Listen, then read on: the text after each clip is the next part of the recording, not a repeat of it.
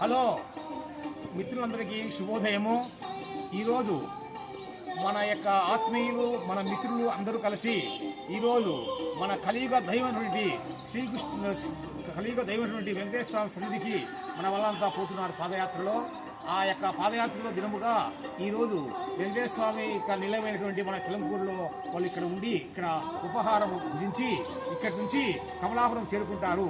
ఆ తర్వాత ఈ తొలి రోజు కాబట్టి అలాగ 7 రోజులు పోయి 30వ తేదీ వైకుంఠ ఏకాదశి ఆ రోజు ఆ యొక్క పావనుడై ఆ వెంకటేశ్వరుని దర్శించుకొని పవిత్రులైనారు. అందుచేత మీరు ఈ వచ్చిన యొక్క భక్తులను చూసి మీరు ఆశీర్వదించండి. మొత్తం ఉంది ఆ విగ్రహము మళ్ళీ వచ్చే వాళ్ళు తీస్తాం. బాగా చూసే పోయాము మళ్ళీ చెప్పాలా అసలే కడపనే కదా. ఏం లేదు ఏం లేదు ఆంజనేయ స్వామి మళ్ళీ వచ్చినాక వాళ్ళు తీస్తాము.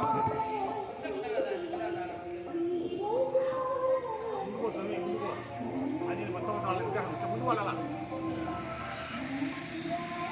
ముందుకంటే కష్టం స్వామి, ముందుకు పోవాలంటే కిందికి దిగాలి.